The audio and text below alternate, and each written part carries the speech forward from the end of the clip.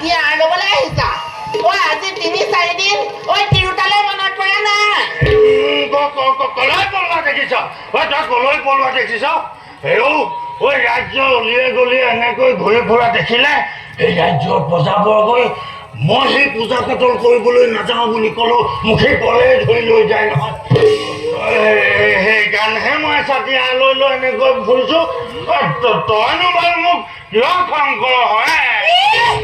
খং খোৱাৰ কথা ক'বলৈ আহিছে আজি 3 দিন দেউতাজনে কি খাইছো কি বৈছো তাৰ খবৰ নাই নিজে ঘৰে ঘৰে জুতি লৈ ফুৰিছা খং খোৱাৰ কথা ক'বলৈ হেৰৌ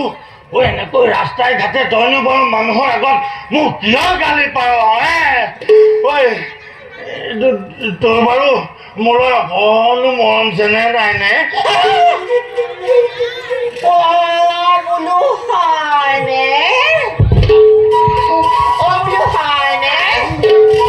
মৰম কৰিব লাগে মৰম কৰিবলৈ ঘৰত থাকিলেহে জান খাই নাহিবিচোন তই জান খাই নাহিবি হেৰৌ এইফালে মইনো কিয় এনেকৈ অনাই বনাই ঘৰলৈ নোযোৱাকৈ ঘূৰি ফুৰিছোঁ তই আচল কথাটো নাজান নহয় আমাৰ সেই ৰজা হৰিশ্চন্দ্ৰই 7 কোটি স্বৰ্ণ মুদ্ৰা দানৰ দক্ষিণা হিচাপে ঋষি বিশ্বামিত্ৰক দিব নোৱাৰাৰ কাৰণে আমাৰ ৰজা হৰিশ্চন্দ্ৰক একেবাৰে ৰাজ্যৰ পৰা বাহিৰ কৰি দিলে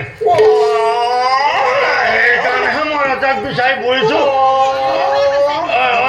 পিছে বৰ ডাঙৰ কথা এটা হ'ল নহয় মই তোক নোকোৱাকৈ মই বৰ ডাঙৰ কাম এটা কৰি পেলালোঁ তই আকৌ কন্দা কোটাখন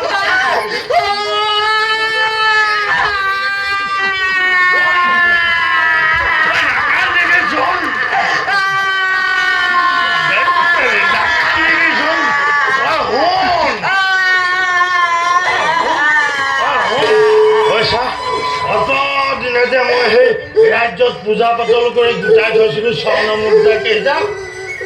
তই গম নোপোৱাকৈ মনে মনে মই সেই হাতনি পৰা লৈ আহিলোঁ সেইকেইটাকে সেই ঋষি বিশ্বামিত্ৰক দি আমাৰ ৰজাক মই মোকলাই আনোগৈ তই আকৌ কন্দা কোটাখন কৈ নাথাকিবি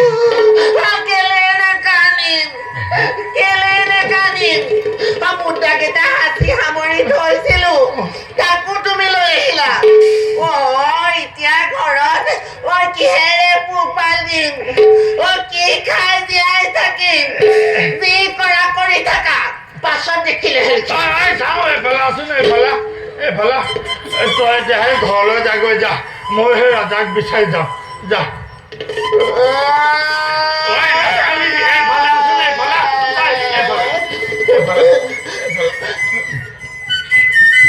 মই তোক অকণমান আগবঢ়াই থৈ আহোঁগৈ ব'ল